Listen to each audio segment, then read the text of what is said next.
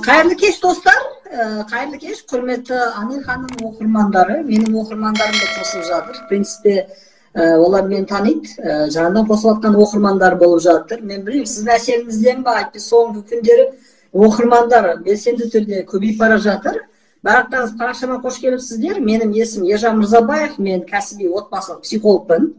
2015 жылдан бері отбасы психологиясымен айналысып келе жатырмын. Соған дейін 13 жылдай білім саласында жұмыс істедім, мектепте жұмыс істедім. Мектеп директор болдым соңғы 3 жыл, 27 жасында мектеп директор болдым 30 жасқа дейін.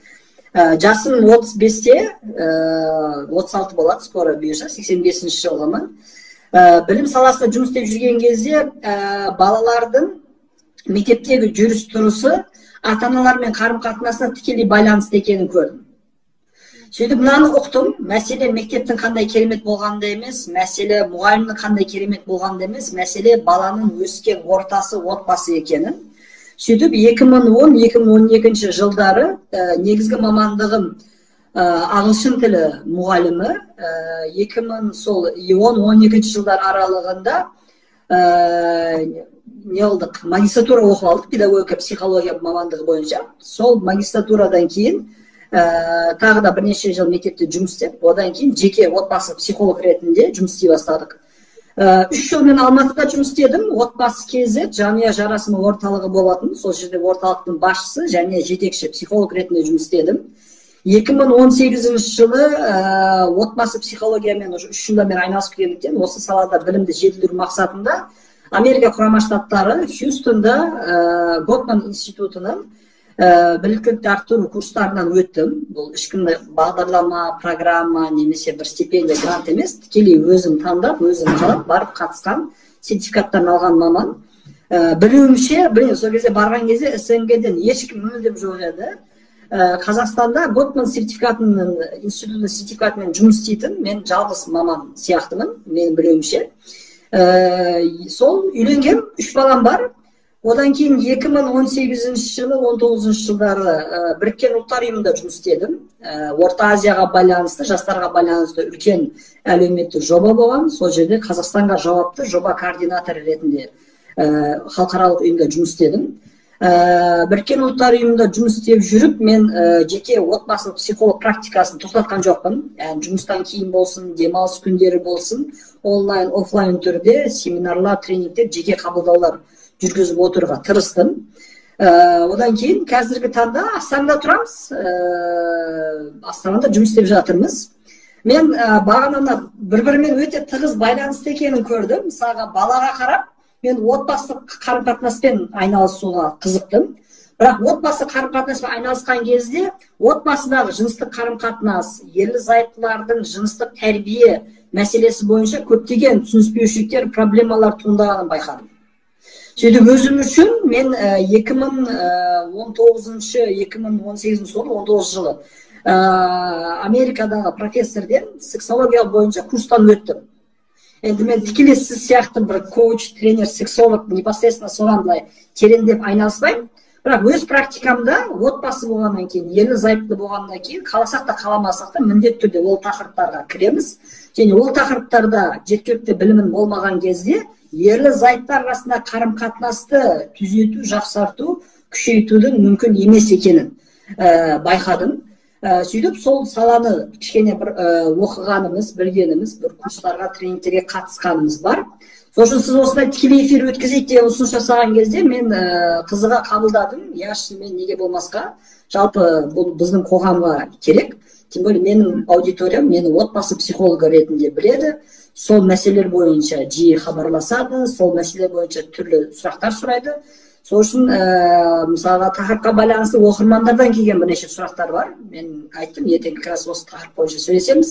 Мен өз ойымды айтамын, Анель ханым ойын тыңдап, сол мәселеге байланысты білікті маманнан күшті жауап аласыз деп айтқан болатын. Классно. Мен қазір комментарий өшіріп қойдым, чтобы кішкене сөйлесейік, а соңында мен ашамын, жарай ма, сұрақтар жоқ. Жақсы, сізге как удобно, давайте солай болса да болады. Бірінші сұрақ, вообще сіз айттыңыз, вообще Қазақстанда маған өте қызық, қаншалықты, вообще сізде аудиториясы қазақша сөйлейтін аудитория ма сізде? Иә. Көбісі қазақша. 90% қазақша сөйлейтін қазақ тілді аудитория. Мен негізі өзім 4 тілде еркін сөйлей берем, бірақ әдейілеп осы қазақ тілді аудиториямен жұмыс істеу, әдейілеп қазақ тілінде жұмыс істеуді өзім былай айтқан кезде саналы түрде таңдадым, осознанно таңдадым. Әйтпесе тура осы контентті орысша да беруге болатын еді, басқа тілдерде де беруге болатын еді. Бірақ мен қазақша тыңдадым, өйткені біздің қазақ тілді аудиторияда, осы тақырыптарға байланысты мәліметтің, білімнің аз екенін байқадым. Даже элементарно, мысалы, бір литература оқиын десеңіз, бір ютубтан бір нәрсе көрейін десеңіз, инстаграмнан бір нәрсе қарайын десеңіз, подкаст тыңдайын десеңіз, осы салада мәлімет аз екенін байқадым. Сондықтан мен мүмкін болғанша, қолымнан келгенше қазақ тілінде контент беруге тырысамын. Классно. Ал вообще қазақ тілді клиенттер, сізге келетін адамдардың саны вообще көп па? Адамдар вообще барып жатыр ма психологтарға? Әсіресе коронавирустың жақсы әсері болды. Мен кейде әзілдеп айтам, у людей кризис, у нас бизнес деп, то есть қиналған кезде адамдар барады. Яғни коронавирус бойынша статистикаға сүйенетін болсақ, мысалы, тұрмыстық зорлық-зомбылық 25%-ға артқан деп айтады мысалы. Көптеген отбасылық кризистер болып жатыр. Оказывается, бір кісімен үйленген кезде тек қана онымен бірге тұру емес, сонымен қатар онымен бірге карантинде тұруды да ойлану керек екенін түсінді адамдар. Келетін адамдар көп, қазақ тілді болсын, орыс тілді болсын, көбінесе қазақ тілді аудитория келеді. Және менің жұмыс істейтін клиенттердің жасы 7 жас пен 62-63 жас аралығындағы осындай. Балаларды алып келетіндер бар, одан кейін подростықтар бар, ата-ана қарым-қатынасы өзіндік, одан кейін жастар бар, үйленейін деп жатқан, одан кейін белгілі бір жас отбасылы болғандар бар. Сонымен қатар 60 жастан асып, қартайған жасына келіп, түрлі жеке кризистерден өтіп жатқан кісілер бар. Мысалы, мен осынша жыл бойы балаларым үшін, немерелерім үшін жұмыс істедім, бірақ қазір мен өзімде ешкімге керек емес сезінадым деген сияқты. Сол үшін осындай рангта әртүрлі адамдармен, жеке консультациялармен жұмыс істейміз. Өте қызық. Біз мысалы қазіргі біздің тақырыпқа келсек, жыныстық қарым-қатынас жайында. Ерлі-зайыптылар келеді ғой бірге, или көбінесе бөлек-бөлек келе ма? Көбінесе жеке-жеке келеді. Жалпы біздің жұмыс істеу методикамыз мынандай мысалы. Міндетті түрде екі тараптың біреуі қарым-қатынасқа шағымданады. Маған бір нәрсе ұнамай жатыр деген сияқты. Кого-то что-то не устраивает. Сонымен сөйлесеміз, одан кейін мүмкін болса екінші тарап шақырамыз. Екінші тарап шақыру мүмкін болмаса бірінші тараппен жұмыс істейміз. Кейбір кезде екеуі бірге келеді. Яғни бұл более такой саналы, осознанный жұптар деп айтады. Бізде проблема бар, бұны шешу керек, ал кетіп психологқа барамыз ба, не істейміз, қалай жасаймыз деген кезде сөйтіп келетіндер бар. Ол жерде біз жұптармен бірге жұмыс істейміз. Бірінші сеанс, екінші сеанс 45 минуттан бөлек-бөлек тыңдаймыз. Үшінші сеанс қайтадан бірге отырып, қорытындылап, алдағы жұмыс жоспарын шығарамыз. Бір диагностиканың өзіне, проблеманы анықтаудың өзіне бір кем дегенде 2 сеанс, 3 сеанс кетеді. Адамдар қарым-қатынасқа байланысты келген кезде. Сол үшін жұптармен келетіндер бар, жеке келетіндер. Жеке келетіндер көбірек, ашық айту керек. Понятно. Даже екеуі келгенде де өте жақсы бір жағынан, да? Окей. Так, енді біздің тақырыбымызға келейік, да? Өте қызық тақырып. Себебі маған осындай сұрақты мен айта кетейін, менің YouTube парақшамда 70% еркектер тыңдайтын, ер кісілер. Қызық. Обычно сіз әйелдерге байланысты контент бересіз, менің сондай бір түсінігім. YouTube'да солай. И көптеген сұрақтар еркек кісілерден келеді. И бүгінгі тақырып айтқандай, да, осындай көп сұрақтар келеді. Әйелімнен ләззат ала алмаймын, да? Осындай мәселе көп жылдап тұрып бірге, да? Уже, может быть, қызығушылық, да, как бы төмендеді. Бірақ ләззат ала алмаймын дегенде, ол көбінесе, наверное, психология тарапынан, да? Скорее всего, мәселелерін айтсақ. Потому что менің пікірімше, сол үшін мен сіздің пікіріңізді, да, психолог ретінде. Потому что физиологиялық тұрғыда, в целом, еркектің, ну, как бы, жыныстық қатынасқа түсетін қызығушылық вроде как болу керек сияқты. физиологиялық тараптан да. А психологиялық это вот терең бірдеме қиын сияқты да. Сол жерде айтсаңыз, вот именно психологиялық тұрғыда. Осы мәселе жайында сізге келген ба? Осындай мәселелермен сіз жұмыс жасадыңыз ба? Айта кетсеңіз. Я бағана айтып кеткендей, отбасы болғаннан кейін міндетті түрде ол тақырыптар сұралады, ол тақырыптар талқыланады. Қалай әйел кісінен сұрайтын болса, сіз күйеуіңізбен жыныстық қарым-қатынасыңызға көңіліңіз толады ма, қанағаттанасыз ба, жоқ па деген сияқты ашық сөйлесеміз. Тура сол сияқты ер кісілерден де сұраймыз. Көп жағдайларда енді әйел кісілердің көңілі толмайды, бірақ кейбір кезде ер кісінің де көңілі толмайтын ситуациялар болып тұрады. Бұл жерде мынаны ескеру керек. Ерлі зайыптылар арасында жыныстық қарым-қатынас пен еркек пен әйел арасында жыныстық қарым-қатынас арасында айырмашылық бар. Айырмашылық бар. Өйткені сіз мысалға енді әртүрлі құндылықтарға ие адамдар бар, әртүрлі өмір салтымен өмір сүретін адамдар бар. Мысалға сіз 3 айда бір әйел ауыстырсаңыз, 6 айда бір еркек ауыстырсаңыз, мысалға бойдақсыз үйленбегенсіз, әртүрлі еркектермен бірге бола берсеңіз, ол жерде алатын ләззат және ол жердегі жыныстық қарым-қатынас мүлдем басқаша болады. Әрдайым сіздің алдыңызда жаңа бір адам, өзгеше бір адам, ал жаңа өзгеше адам әрдайым қызығушылық тудырады. Даже бұған байланысты қателеспесем, мен қателессем түзетіңіздер, ешкімді ренжіткім келмейді. Грузин халқының ба, армян халқының ба сөзі бар. Самая красивая жена, чужая жена. Yani басқа әйел ер кісіге әрдайым сұлу көрінеді, әдемі көрінеді деген сияқты қалау бар. Ал ерлі зайыптарда не болады? Біз 3 айда бір күйеуімізді ауыстырамаймыз. 6 айда бір әйелімізді ауыстырамаймыз. Шымсыпетті бір жаңашылық болсын, өзгешілік болсын деген сияқты. Сондықтан бұл жерде басқа әйелдермен қарым-қатынас сияқты ойламау керек. Yani ер кісі сұрағандықтан, ер кісі тарапынан көбірек жауап беруге тырысайық.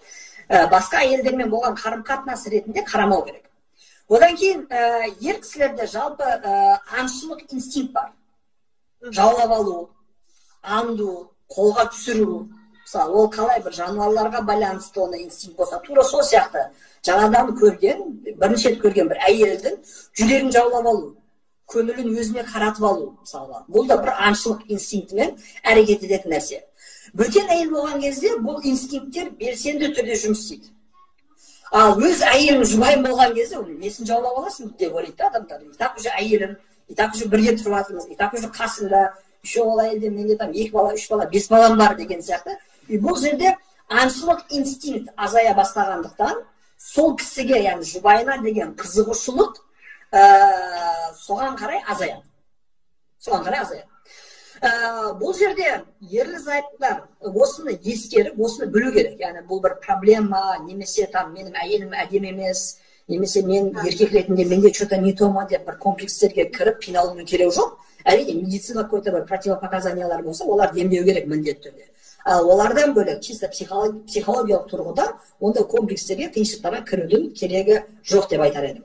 Не істеу керек? Бұл жерде мынаны қарау керек. Сіз ерлі зайыптылар бір-біріңіздің араңыздағы қарым-қатынасты әрдайым жанартып отыру керек. Әрдайым жанартып отыру керек.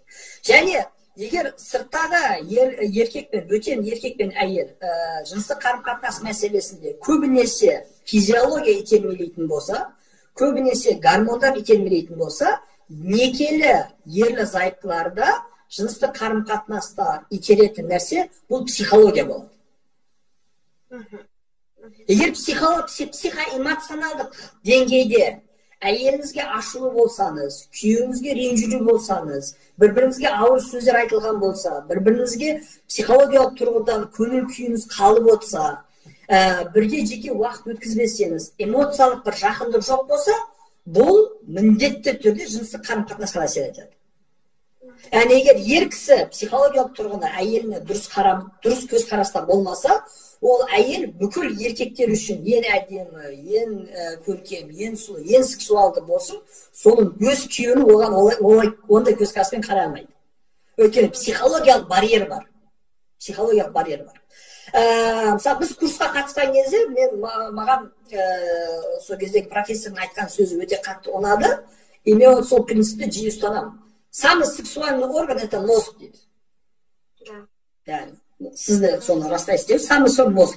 Егер сіз миыңызбен, ақылыңызбен, ойыңызбен әйеліңізге немесе күйеуіңізге деген көзқарасыңыз, ұстанымдарыңыз, ойларыңыз дұрыс болатын болса, ойыңызды басқа нәрсе бөліп жатқан жоқ болса, сіз жыныстық қарым-қатынаста соған қарап еркін боласыз. Немесе миыңыздағы фантазиялар, ойлар әйеліңізге байланысты дамытатын болсаңыз, оны жақсы жақтарын көбірек ойлайтын болсаңыз, тура сол сияқты әйелге де қызығушылық артатын болады. Яғни бағанағы мәселе психологиялық тұрғыдан ондай бір кедергі бар. Сол үшін осылай шағымданатын ер кісі не істеу керек? Дұрыс па? Мәселе солай, яғни окей, ондай проблема бар, психологиялық барьер бар, вроде жұрттар менің әйеліме көңіл аударады, вроде комплимент айтады, вроде ол сен әйелің красавица деп айтады, мен ол нәрсе сезбеймін. Соны барьер бар ма? Бар. Не істеу керек? Біріншісі, сол ерлі зайыптар арасындағы психоэмоционалды жақындықты күшейту керек. Бұл немен болады? Бір, күніне кем дегенде жарты сағат сөйлесу. Самый главный элементарный, банальный нәрсе, бірақ сөйлесу. Неге сөйлесу маңызды? Сөйлесу, бір-бірімізді сөйлесу арқылы күйеу мен әйелі өзін қауіпсіз ортада сезінеді. Яғни бүкіл претензияларымды айттым, оның маған претензияларын тыңдадым, жақсы илтипаттарымды айттым, оның жақсы илтипаттарын тыңдадым, мені мазалаған мәселені бөлістім, ол мазалаған мәселені бөлісті, болды. Мен осыларды сөйлескеннен кейін, маған ары қарай додумывать не надо. Когда люди не разговаривают, что происходит? Не болады сөйлеспеген кезде, әйелің қабағы тырысып жүр. Күйеу ойлайды, опять мына қатын вечно недоволен бір нәрсеге, тағы не жетпей жатыр бұған. Мысалы. Немесе күйеуінің бір нәрсеге көңіл күйі жоқ, әйелі не ойлайды? Не болды, бір үйге келіп күлсе болады, вечно недоволен болып жүреді. То есть біз бір-бірімізге қатысы жоқ нәрселерді біз начинаем додумывать. Бұл бізді қауіпті зонаға түсіреді. Біз өзімізді комфортно сезінбейміз, қауіпсіз сезінбейміз. Сәл бір замечание айтса, резко реагировать етеміз. Сен и так недовольны болып жүрген едің, вот придираться етейін деп жатсың ба, міне саған деген сияқты қарсы шығуға тырысамыз. Бұл проблема. Ал сөйлескен кезде осы дискомфорттың барлығы несе шешіледі. Сөйлесу арқылы ерлі зайыптар бір-біріне сенім пайда болады. Сенім пайда болған кезде біз әртүрлі әңгімелерде, тақырыптарда ашық және еркін сөйлесе аламыз. Қаншама ер кісілер бар мысалға, өзінің жыныстық қалауларын әйеліне еркін айта алмайды. Қой, айтсам қазір ренжіп қалады, айтсам қазір түсінбей қалады, бір нәрсе сұрасам, ты что, озабоченный деп айтады. Қойшы дейді, өзін баққан кезде табиғи, нормальный қалауларын басады. Ал өз қалауларын басуға мәжбүр болған ер кісі әйеліне не пайда болады? Негативті көзқарас пайда болады. Жұрттың әйелі, біздің әйеліміз әйел емес деген сияқты салыстырулар пайда болады. Не болды? Сондай бір еркін сөйлесе алмаудың нәтижесі. Сөйлесіңіздер, әңгімелесіңіздер, сол жерде айтыңыз.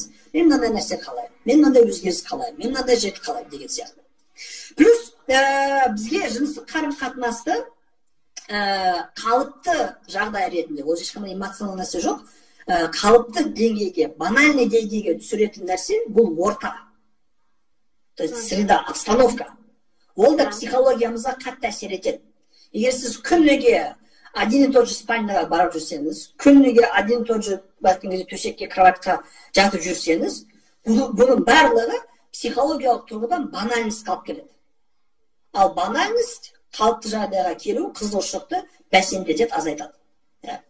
Осы бұл жерде, яғни жыныстық қарым-қатынасты тек қана спальняда жасау керек деген шарт жоқ. Психологиялық ондай барьерлер, ондай комплекстерге кірмеңіздер, ашық болыңыздар, еркін болыңыздар. Яғни балдар, бөтен адамдар болмаған кезде бүкіл үй сіздікі. Қалаған жерде, қалаған нәрсеңізді істей бересіз, сіз ерлі зайыптысыз. Бұл жерде қысылатын, ұялатын нәрсе болмайды. Кейбір кезде үйде, даже сол айтайық, мысалы, мүмкіндік жоқ, тек қана спальнямыз бар. Спальнядағы жасалған перестановканың өзі психологиямызда жаңа орта сияқты сезіледі. Сол кровать былай тұр ма, кейбір кезде былай қойыңыз. Бір бұрыш тұр ма, кейбір кезде басқа бұрышқа қойыңыз. Шифоньер мына жерде тұр ма, кейбір кезде шифоньерді басқа жерге қойыңыз. Яғни перестановка жасаудың өзі психологиялық жаңа бір ортаға келген сияқты сезінеді.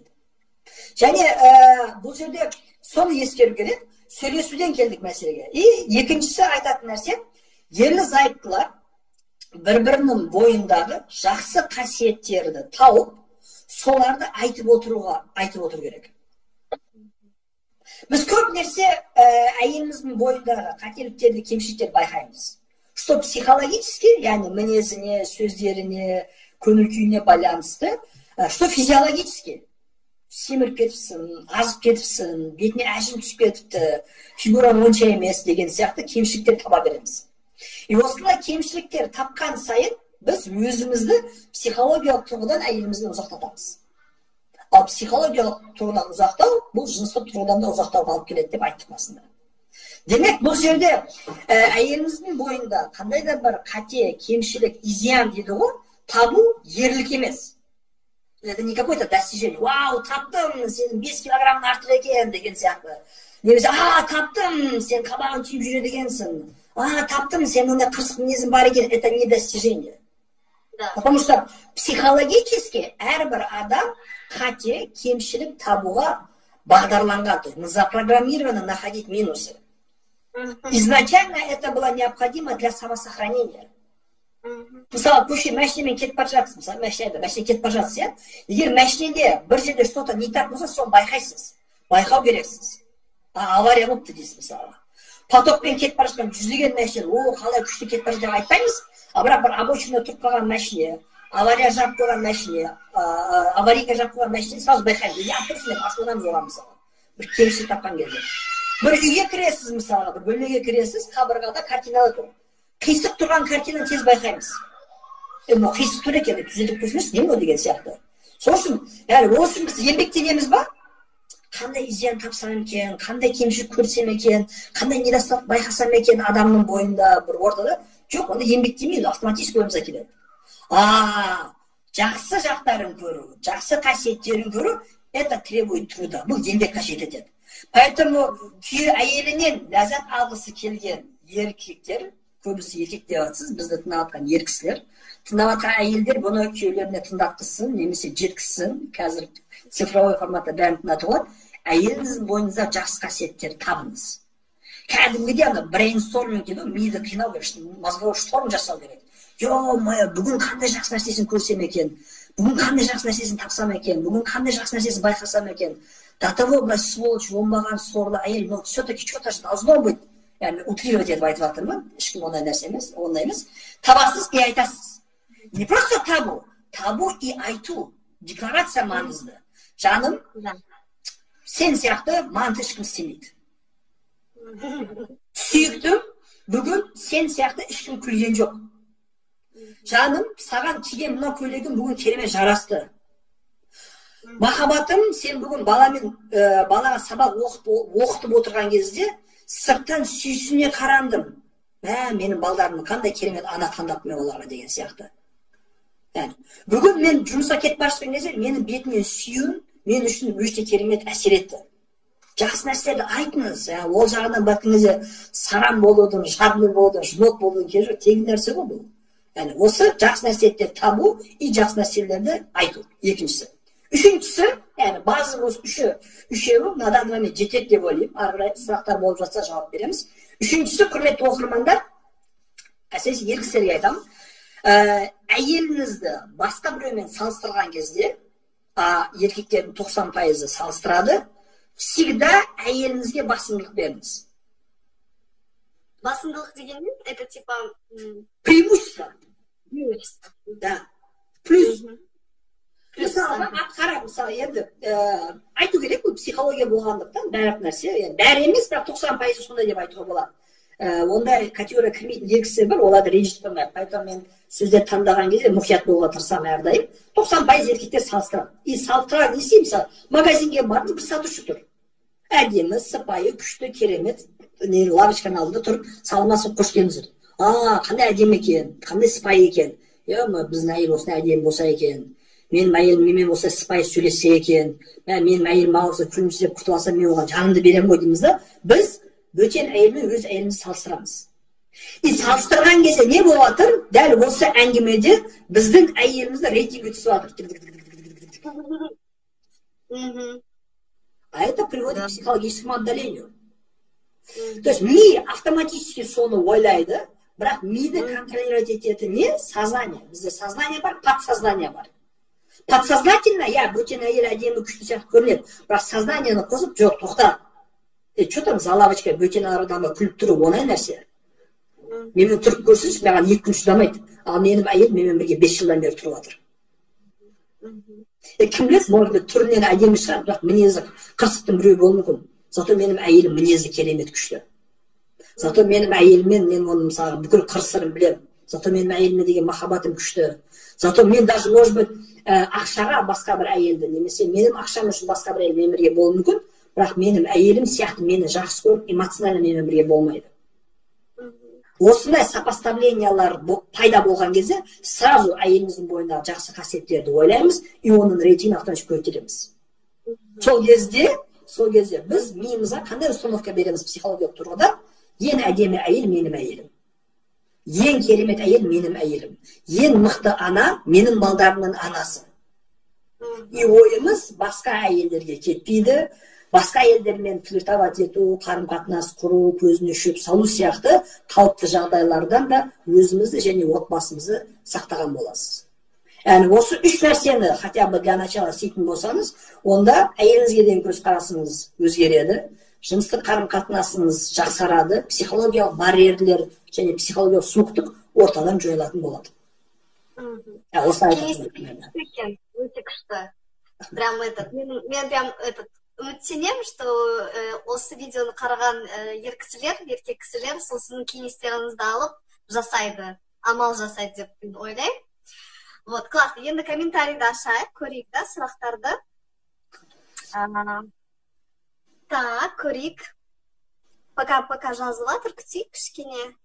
Осы тақырып бойынша сұрақтар болса жақсы болар еді. И сіз Ержан айттыңыз да, сіздің кеше оқырмандарыңыз кейбір сұрақтарды айтқан. Мен соны давайте айтып кетейік, пока кісілер сұрақтарын жазатқан кезде.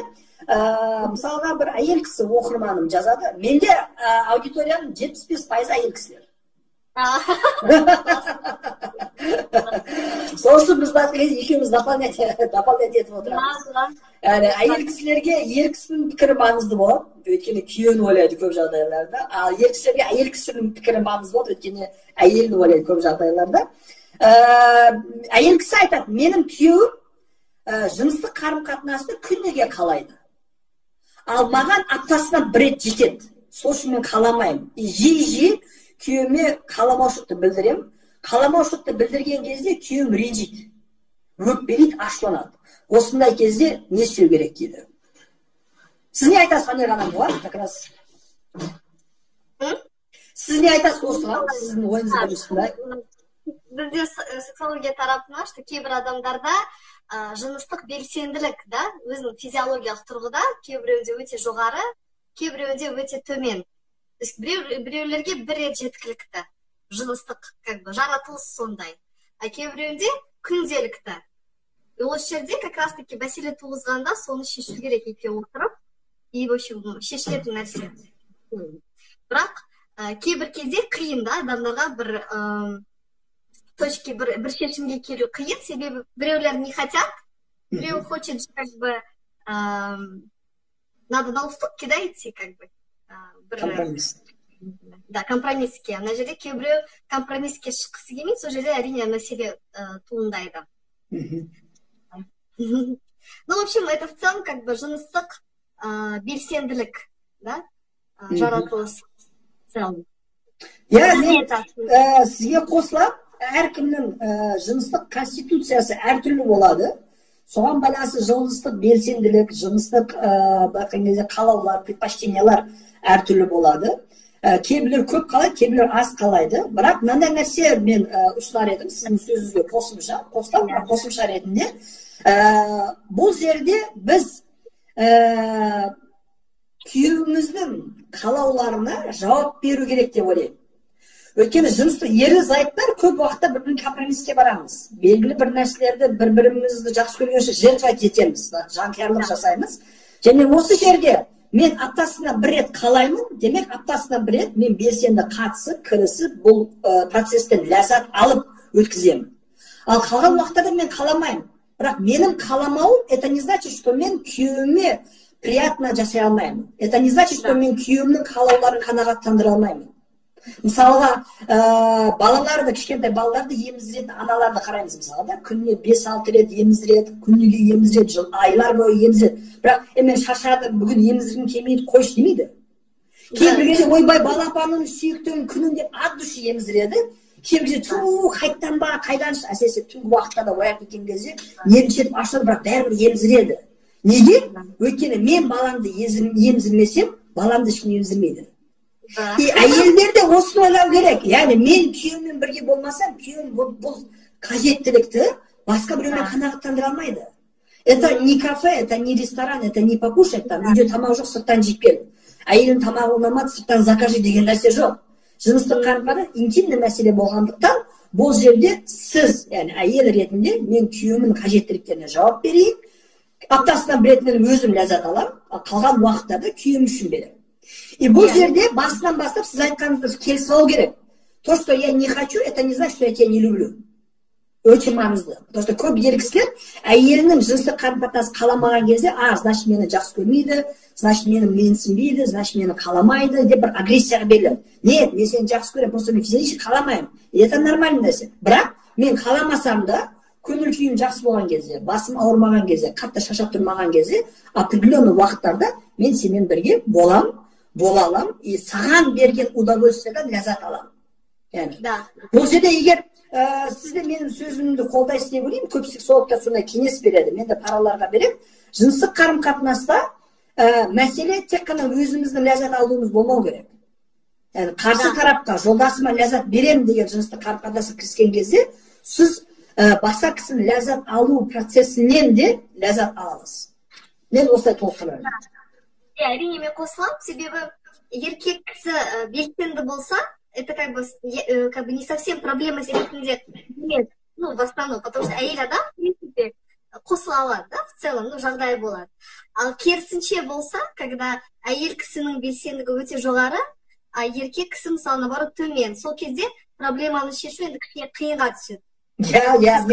Менде ондай паралар да болды, әйел айтады, я хочу больше дейді мысалы. Он не может, не істеймін дейді. Ер кісі айтады, мен шаршаймын, мен физиологически күшім жетпейді, жұмыстан келемін дейді, и ондай конфликттер де болып тұрады.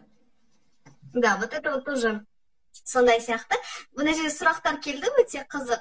Біреу жазды, мен жан деп айта алмаймын. Мен ойымша, это как ұят сияқты ма да, ретінде қабылдайды көбісі. Осындай сөздерді айту. Или қыздар айтып отыр мына жерде, да. Ұят сияқты деп. Еш ұяты жоқ, яғни ұят болғанда кімнен ұят? Во-первых, күйеу мен әйел арасында ұят деген нәрсе жоқ. Поэтому жоқ. Балалар тарапынан ойлайтын болсақ, балалар үшін наоборот жақсы тәрбиелік процесс бар бұл жерде. Өйткені папасы мен мамасы бір-бірін еркелетіп сөйлеуі, бір-біріне илтипат етуі, бір-біріне комплимент жасауы балаларда психологиялық тұрғыдан қауіпсіздік сезімін оятады. Папада бабада бәрі жақсы, окей, менде де бәрі жақсы. Ал үшінші тарап бар, енді біз Қазақстанда тұрғаннан кейін қазақи отбасыда кейбір кезде ата-әже болады, ағалар болады, қайынсіңлілер болады, үлкен семьялар болған кезде, ол жерде де байқау керек енді. Әр семьяның тәрбиесі әртүрлі, салты әртүрлі.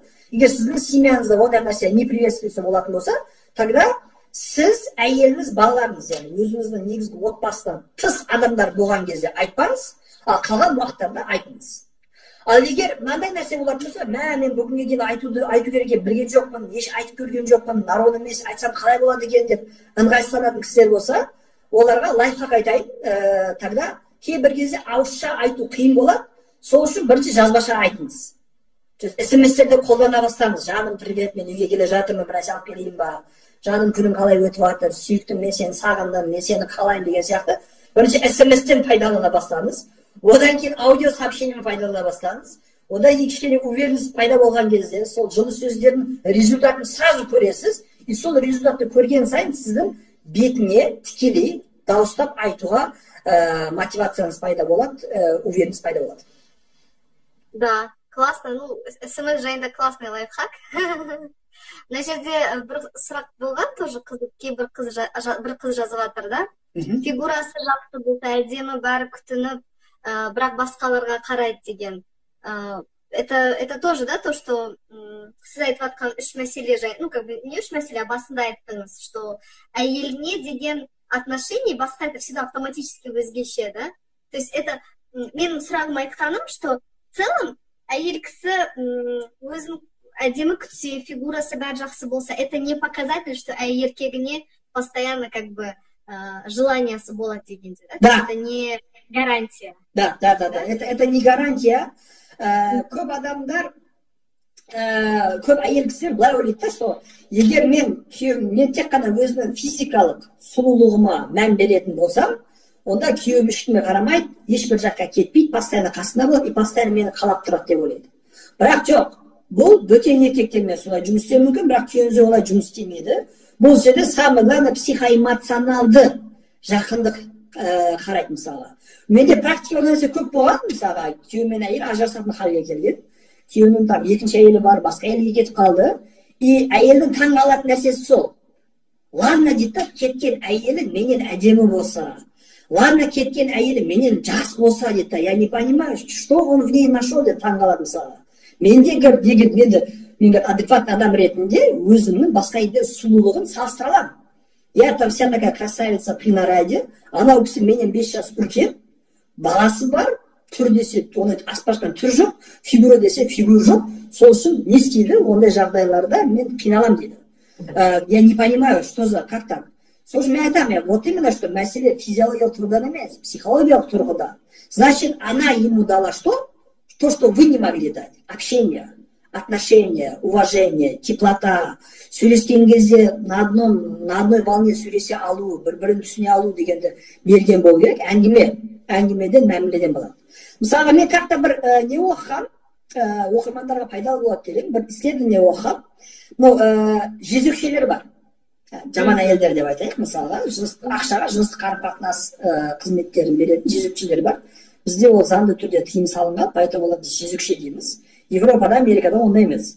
Зерттеу жүргізген, жезөкшелердің айтатыны, бізге келетін еркектердің көбісі, процент қазесінен, бірақ көбісі, еркекте көбісі, жыныстық қарым-қатынас үшін сөйлесу үшін келеді дейді.